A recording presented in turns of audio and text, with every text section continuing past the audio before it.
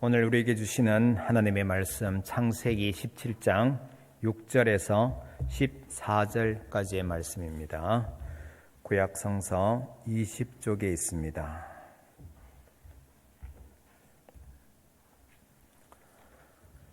봉독해 드리겠습니다. 내가 너로 심히 번성하게 하리니 내가 내게서 민족들이 나게 하며 왕들이 내게로부터 나오리라. 내가 내 언약을 나와 너 및 너 내 대대 후손 사이에 세워서 영원한 언약을 삼고 너와 내 후손의 하나님이 되리라. 내가 너와 내 후손에게 내가 고려하는 이 땅 곧 가나안 온 땅을 주어 영원한 기업이 되게 하고 나는 그들의 하나님이 되리라. 하나님이 또 아브라함에게 이르시되 그런즉 너는 내 언약을 지키고 내 후손도 대대로 지키라. 너희 중 남자는 다 할례를 받으라. 이것이 나와 너희와 너희 후손 사이에 지킬 내 언약이니라. 너희는 포피를 베어라. 이것이 나와 너희 사이의 언약의 표징이니라. 너희의 대대로 모든 남자는 집에서 난 자나 또는 너희 자손이 아니라 이방 사람에게서 돈으로 산 자를 막론하고 난 지 8일 만에 할례를 받을 것이라. 너희 집에서 난 자든지 너희 돈으로 산 자든지 할례를 받아야 하리니 이에 내 언약이 너희 살에 있어 영원한 언약이 되려니와 할례를 받지 아니한 남자 곧 그 포피를 베지 아니한 자는 백성 중에서 끊어지리니 그가 내 언약을 배반하였음이니라. 아멘. 시온 찬양대에 찬양 있겠습니다.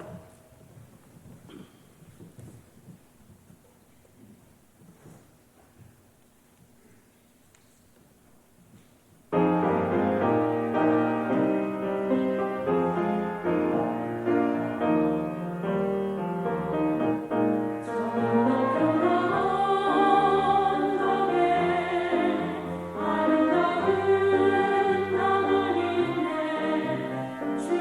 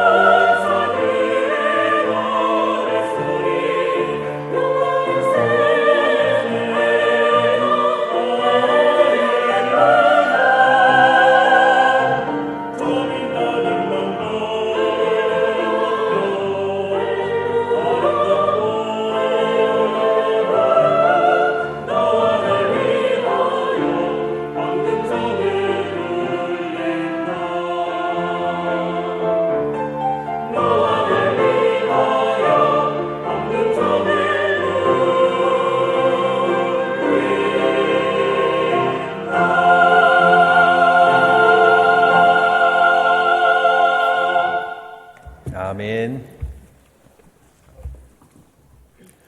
아브라함이 나이가 99세가 됐을 때 하나님께서 아브라함의 가문에 놀라운 축복의 약속을 주셨습니다.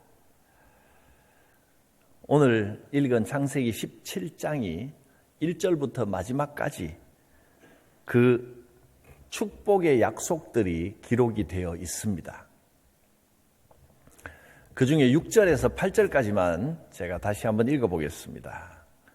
내가 너로 심히 번성하게 하리니 내가 네게서 민족들이 나게 하며 왕들이 네게로부터 나오리라.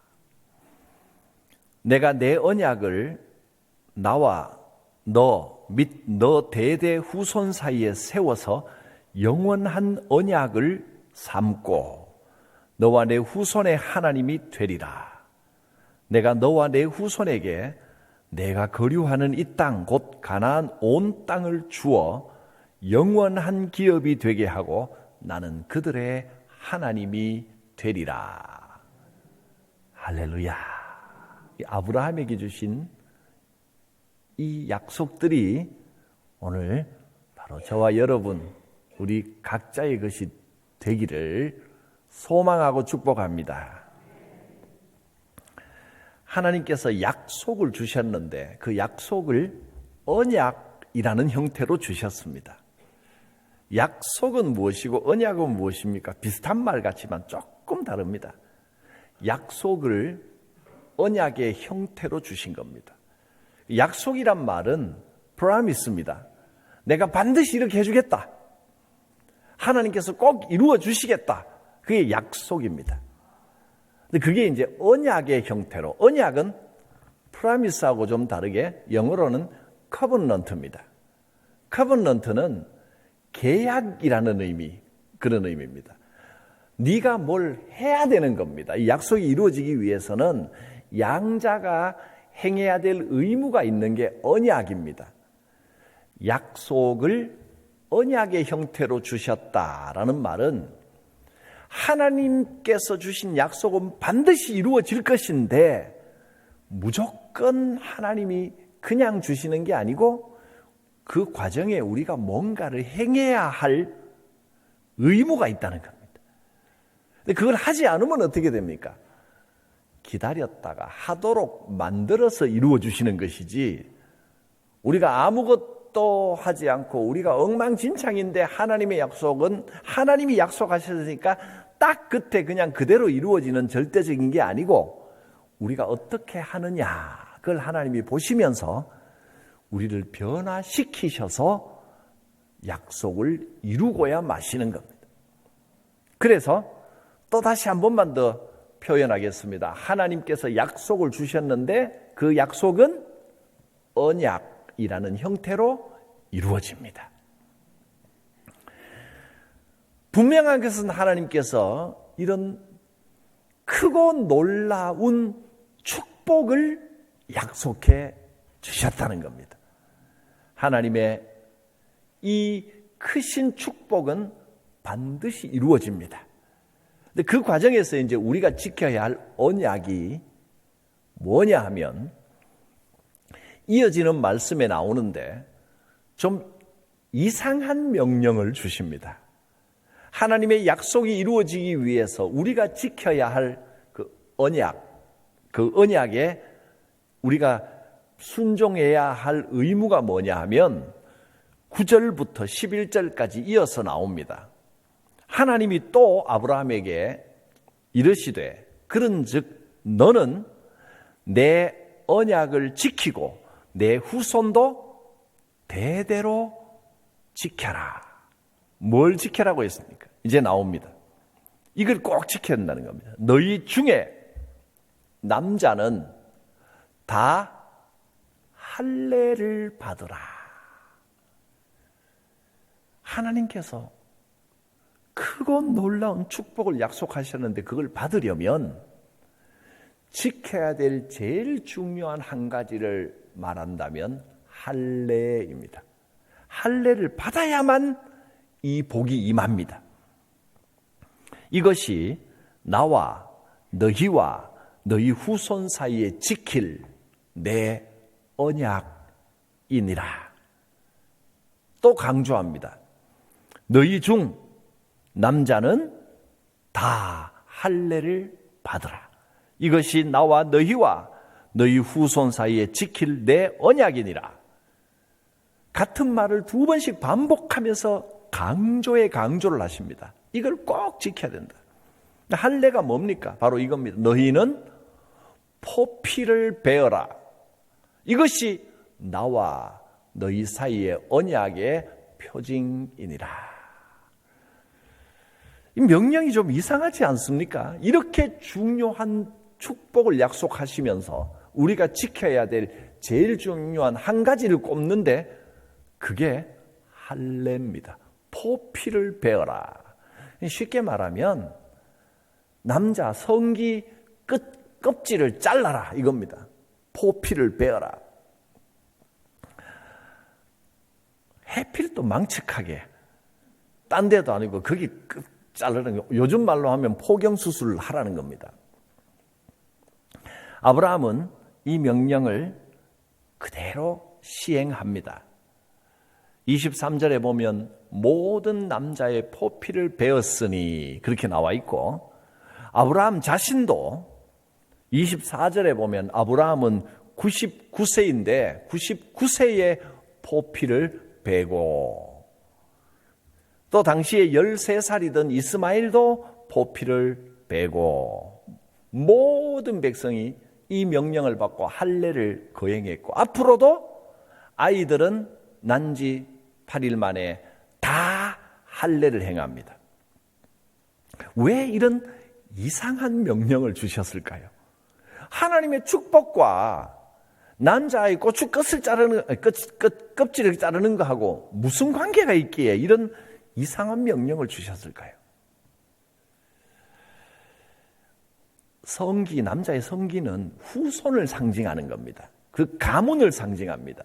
거기에 표시를 하라는 겁니다. 옛날에는 마취도 없었을 텐데 돌칼 끝으로 그걸 생사를 잘라내면 얼마나 아팠겠습니까?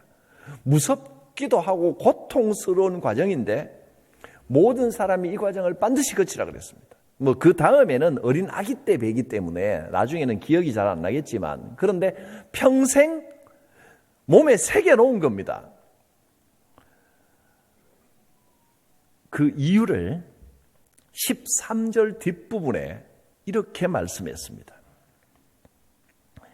이에 내 언약이 너희 살에 있어 영원한 언약이 되리라. 할례를 행하라는 이유는 내 몸에, 내 기억에 일평생 하나님의 언약을 새기고 잊어버리지 말라, 그런 뜻입니다. 나는 하나님의 언약 백성입니다. 하나님이 내 주인이십니다. 바로 이 사실을 몸에 살에 새기고 평생 잊지 말라는 겁니다. 나와 나의 모든 후손은 영원히 하나님의 백성이요 하나님의 언약 가운데 있습니다. 이 고백을 몸에 새겨 넣어야 됩니다. 그런데 할례는 구약시대는 몸에 새기라고 명령을 했지만, 구약시대 때부터 지금까지 이 할례는 단순히 몸에만 새기는 게 아니고 더 중요한 것은 마음에 이 사실을 깊이 새기는 겁니다. 신명기 10장 16절에 보면, 그러므로 너희는 이 할례를 하면서 이렇게 하라고 했습니다. 마음에 할례를 행하고 다시는 목을 곧게 하지 말라. 몸에 새기면서 몸에 새기는 것보다 더 중요한 것은 마음에 새기는 것이다. 마음의 할례를 받으라고 했습니다. 마음의 할례를 받아야 되는 이유를 목을 곧게 하지 말라고 하셨습니다. 할례가 없으면 목이 곧아집니다. 이 말이 무슨 말이냐면 목이 뻣뻣해진다는 것은 자기가 꽤 잘난 줄 안다는 겁니다. 목을 탁 쳐드는 겁니다. 하나님의 언약 백성이요, 내 주인은 하나님이시고 내 인생을 주관하시는 분은 하나님이십니다. 이 고백이 약해지면 목이 고다집니다. 자기가 꽤 잘난 줄 압니다. 자기가 꽤 똑똑한 줄 압니다. 이 마음의 할례가 약해졌기 때문입니다.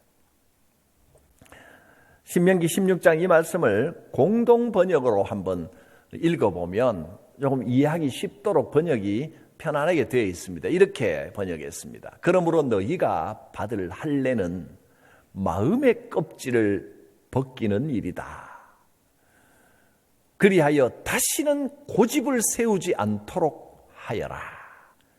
마음의 할례를 받으면 내 고집이 녹아집니다. 마음의 할례가 약하면 자기 고집이 자꾸 세워집니다. 고집을 세우지 않도록 해야 된다. 마음의 할례를 받는다는 것은 마음의 딱딱한 껍질을 벗겨내고 하나님 앞에 고집 부리지 않게 되는 겁니다. 신명기 30장 6절도 제가 한번 읽어드립니다.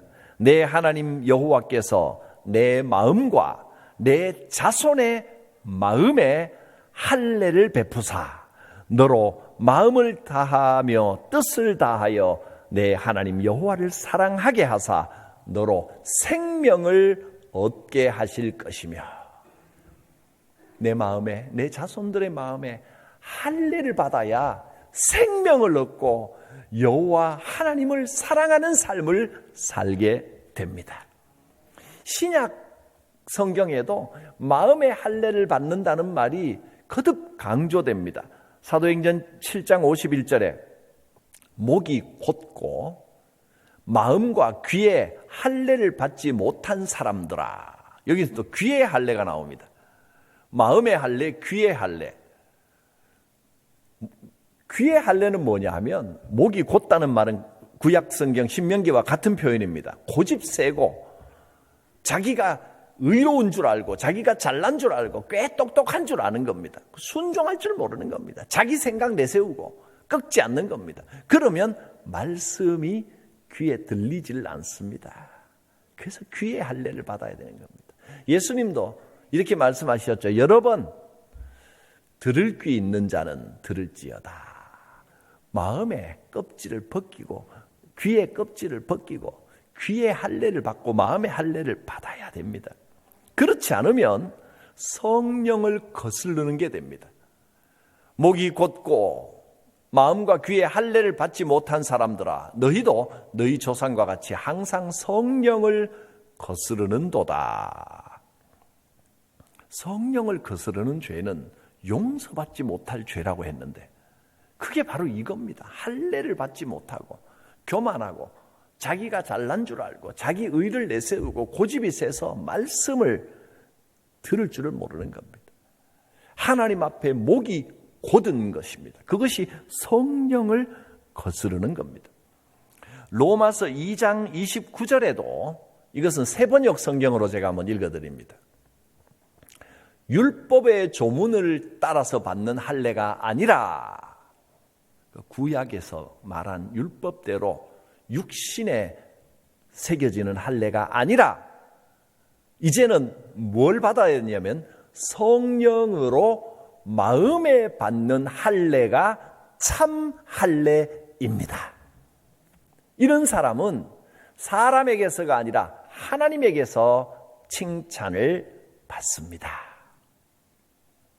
성령으로 마음에 받는 할례가 참 할례입니다. 그러면 하나님의 말씀이 들리게 됩니다. 이스라엘 백성들에게 하나님께서 계속해서 경고를 하신 것이 무엇이냐 하면 목을 곧게 하지 말라 하는 겁니다. 내가 잘났다, 내가 의롭다, 이 고개를 숙일 줄 모르고 계속 목이 뻣뻣한 겁니다. 목을 쳐들고 사는, 이것이 하나님께서 계속 경고하신 말씀입니다. 그리고 신약시대에 예수님께서도 그렇게 그렇게 열심히 율법을 지키고 열심히 신앙생활하는 바리새인들과 서기관들이 다 좋은데 아무리 모든 게 다 좋아도 이거 한 가지 안 되면 안 된다는 게 바로 고집 부리지 않는 겁니다. 자기 의에 빠지는 것을 가장 경계하셨습니다. 아무리 종교생활, 신앙생활 잘하는 것 같아도 자기가 옳다고 고집 피우고 자기 의에 빠져버리면, 목이 곧아버리면 오히려 독사의 자식들아, 회칠한 무덤아, 외식하는 자들아, 이런 욕을 먹을 수밖에 없는 겁니다. 종교생활만 해서는 안 됩니다. 신앙생활을 해야 됩니다. 성령으로 마음의 할례를 받으면 하나님의 말씀이 들립니다. 아멘 하게 됩니다. 하나님 앞에 겸손하게 순종하게 됩니다. 하나님의 약속을 신뢰하게 됩니다. 믿음의 눈으로 세상을 바라볼 수 있게 됩니다. 하나님께서 약속을 이루신다. 나는 하나님의 언약 백성이다. 이 확신이 생기게 됩니다. 여러분, 마음에 할례 받은 언약 백성으로 살아가시기를 축복합니다. 여러분은 하나님의 약속 안에 있는 하나님의 백성들입니다. 아멘 하신 분은 할례를 받은 겁니다. 여러분은 하나님의 언약 백성들이요, 하나님께서 여러분의 삶 가운데 함께 하시고 기도를 이루어 주실 줄 믿습니다. 이 아멘이 마음의 할례를 받는 과정입니다. 하나님께서 하십니다. 하나님 내 주인 되십니다. 이것이 인정돼야 됩니다. 우물 안의 개구리는 자기가 보는 세상이 전부인 줄 압니다. 그래서 자기가 세상에서 제일 잘난 줄 압니다. 우물 밖에 그 넓고 넓은 세상이 있는 것을 알지 못합니다. 우물 안의 개구리는 자기 생각으로만 판단합니다. 자기 고집 안에 갇혀 있습니다. 실제로 우리들도 말은 전능하신 하나님, 무소부재하신 하나님, 전지전능하시고 기도는 이렇게 쏙 잘합니다. 그런데 실제로는 정말 그렇게 하나님을 의지하고 하나님이 이루실 줄 믿습니까? 말로는 그렇게 기도하면서도 하나님의 능력을 온전히 믿지 못하고 하나님이 다 이루신다, 이 확신 없이, 소망 없이 그냥 안 되는 것은 안 되지. 그래서 자기 생각 안에 갇혀서 판단하는 경우가 적지 않습니다. 오늘 본문에 보면 이 아브라함의 나이가 99세, 아내 사라의 나이가 89세, 내년에 100살, 90살입니다. 그런데 천사가 나타나서 1년 후에 네가 사라에게서 아이를 낳게 될 것이다. 그 말을 딱 들었을 때 아브라함이 어떻게 반응했나요? 우선 하도 기가 막혀서 웃었습니다. 아이고 망치켜라. 내 나이가 지금 100살인데 사라가 생리가 끊어진 지가 벌써 언젠데 아들을 낳다니요. 그리고 1년 후에 아이를 낳는다 그러면 이제 한 2, 3개월 안에 아이를 가질 거라는 이야기 아닙니까? 아유, 말이 되는 소리 하십시오. 어지간해야 이걸 아멘 하지. 아멘을 도저히 아멘할 수 없는 이야기를 하는 겁니다. 웃으면서. 아유, 어떻게 그런 말씀을 하십니까? 그때 여호와 하나님께서 아브라함에게 말씀하시기를 18장 14절에 보면 이렇게 말씀하십니다. 이 말씀이 오늘 여러분 개개인에게 주시는 말씀이시기를 바랍니다. 여호와께 능치 못한 일이 있겠느냐? 이 말씀을 나에게 주시는 말씀으로 마음에 새기시기를 바랍니다. 여호와께 능하지 못한 일이 있겠느냐? 하나님은 하신다. 하나님께서는 이런 하나님이십니다. 우리의 판단, 나의 생각, 나의 고집으로 하나님의 하시는 역사를 제한하지 마십시오.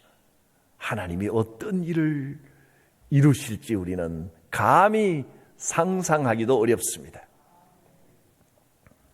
민수기 11절에 보면요, 광야에서 메추라기 고기를 먹은 사건이 나옵니다.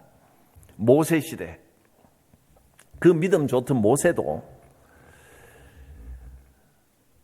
어른 남자만 60만 명, 그러니까 어른 남자만 60만 명이면 여자들, 노인들, 애들까지 다 하면 대개 한 200만 명 정도 됐을 것이라고 추산을 합니다.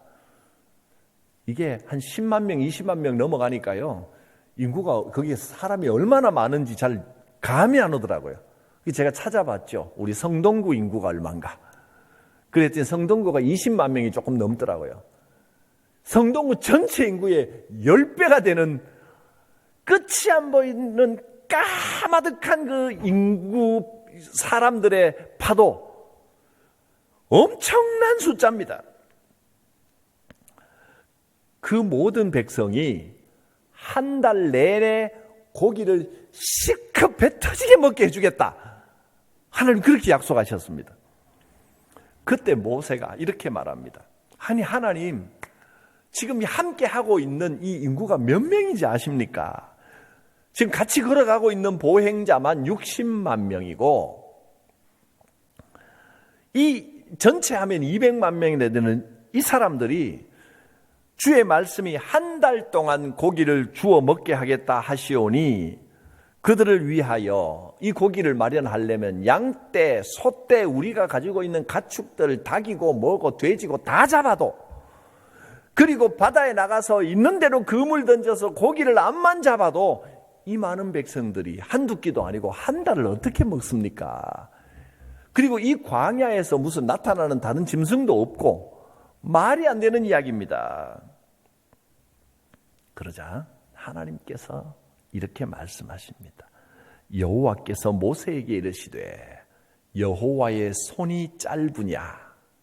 왜 하나님의 능력을 제한하며 네 판단 가지고 의심하느냐? 여호와의 손이 짧으냐?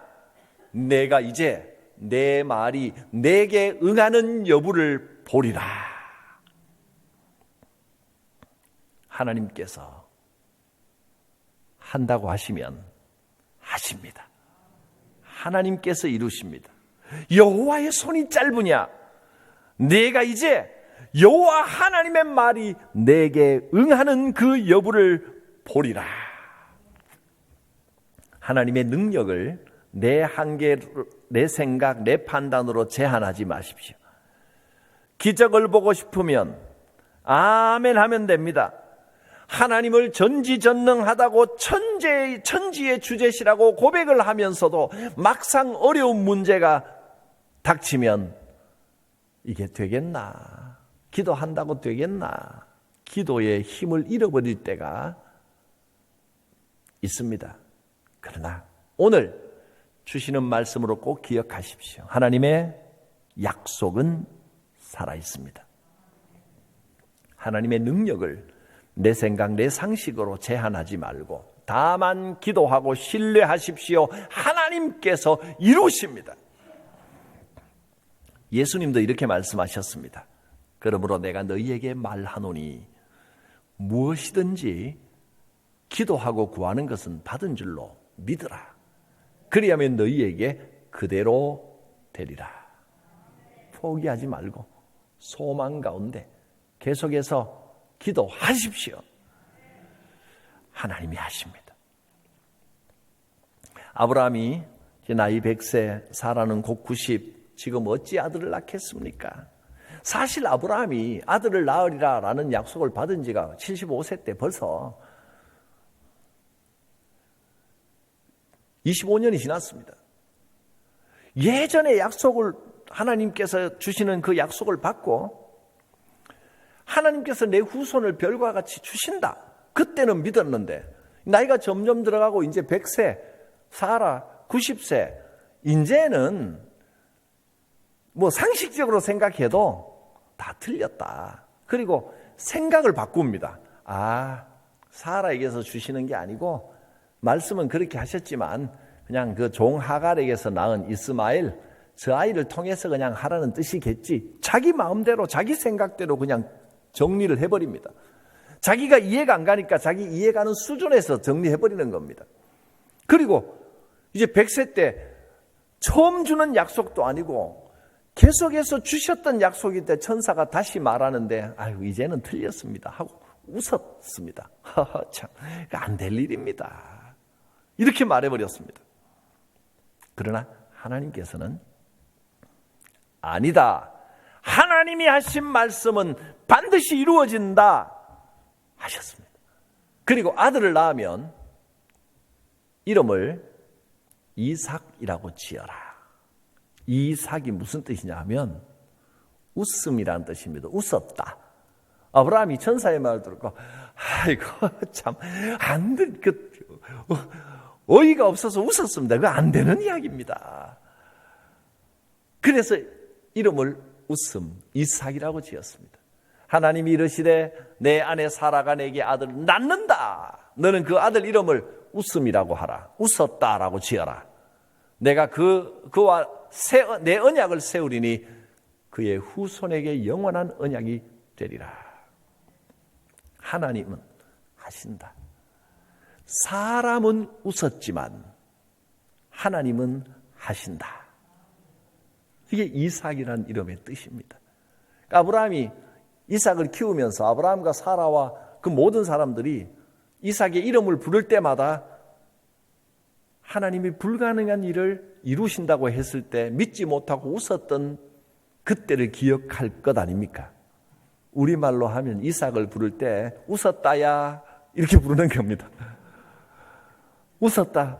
근데 그 말도 안 되는 소리라고 웃었던 그 실체가 지금 여기에 있는 겁니다.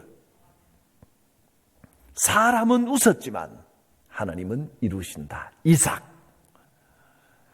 태산을 옮기는 것처럼 어려운 상황일지라도 하나님의 능력을 함부로 판단하거나 제한하지 마십시오. 의심 없이 믿음으로 기도하고 때로는 담대하게 예수 이름으로 명령하라고 하셨습니다. 하나님께서 이루십니다. 우리가 기도할 때 하나님께서 이루십니다. 여러분은 하나님의 언약 안에 있는 하나님의 백성들, 하나님의 자녀들입니다. 그 확실한 증거를 마음의 할례로 새기시기를 바랍니다.